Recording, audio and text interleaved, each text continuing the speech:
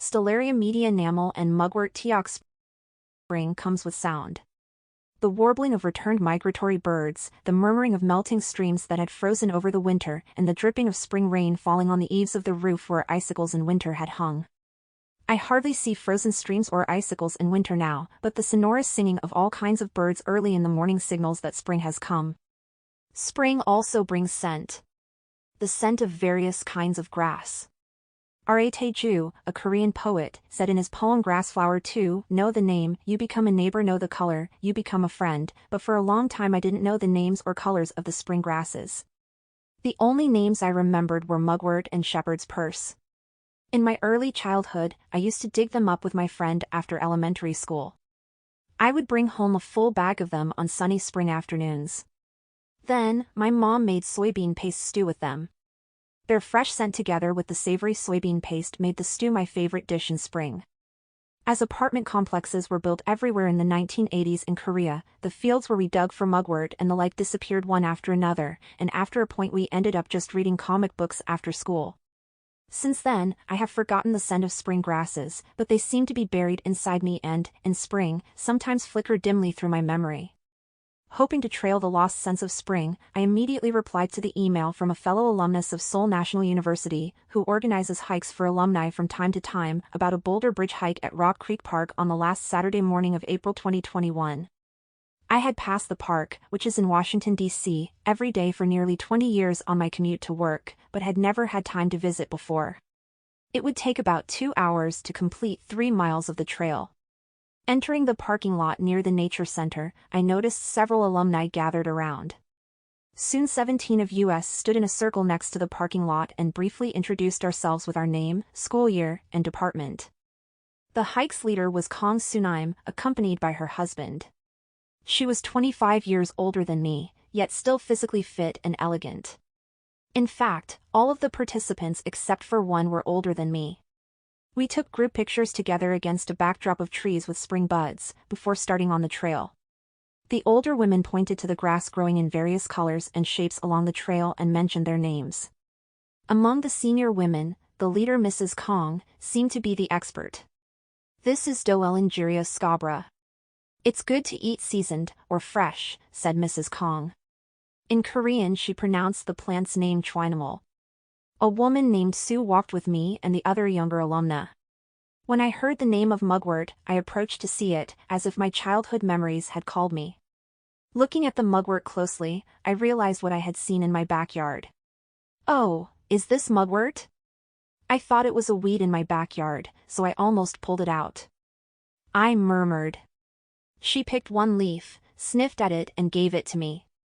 How could you not distinguish mugwort with such an aromatic scent? How could I forget the scent? I'd forgotten it completely and thought that whatever I didn't plant in my yard must be weeds. This spring, stuck at home because of the COVID-19 pandemic, I could afford to spend time in my yard and cleaned up the garden, which had been desolate during the winter, pulling out weeds. I manually removed the roots of what appeared to be weeds, instead of spraying weed killer and contaminating the groundwater. I still left behind some that seemed too good to be pulled out as weeds, wondering what flowers they would bloom into. One of them was the mugwort. Another bright, light green grass caught my eye along the trail. Pointing to it, I asked Sue, "What is this one?" This was creeping along the border of my front garden, so I pulled it out. "Is this a weed?" "Oh, these are stringy stone crops." She called the plant Namul in Korean. These are native to our country. How delicious they are when you eat them with chogochujang. What a bummer! I thought to myself.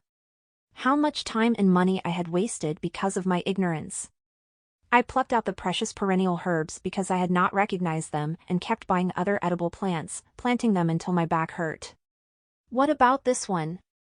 I asked again, pointing to another sprawling green grass, which looked quite similar to what I saw right next to my garage.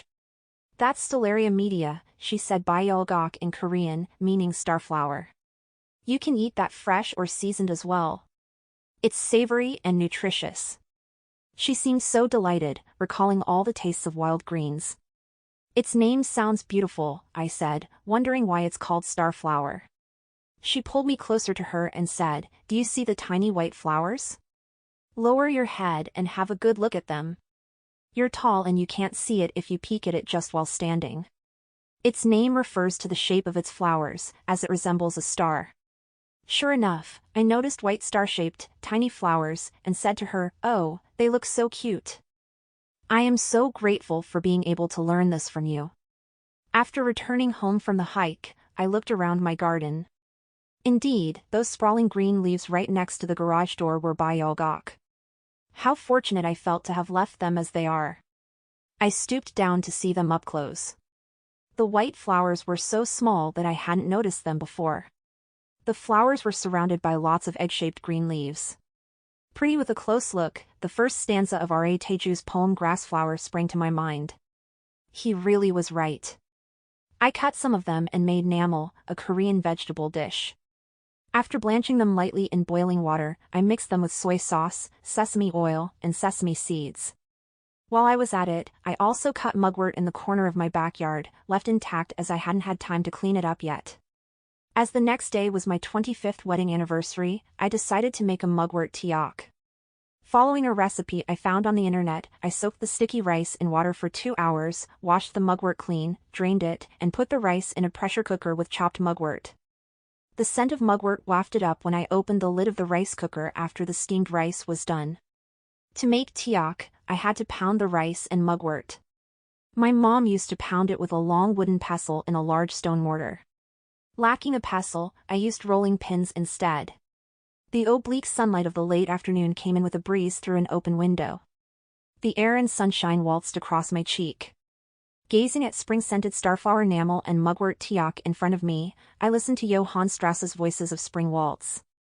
The cheerful sound of the violin melody and the scent of spring danced together.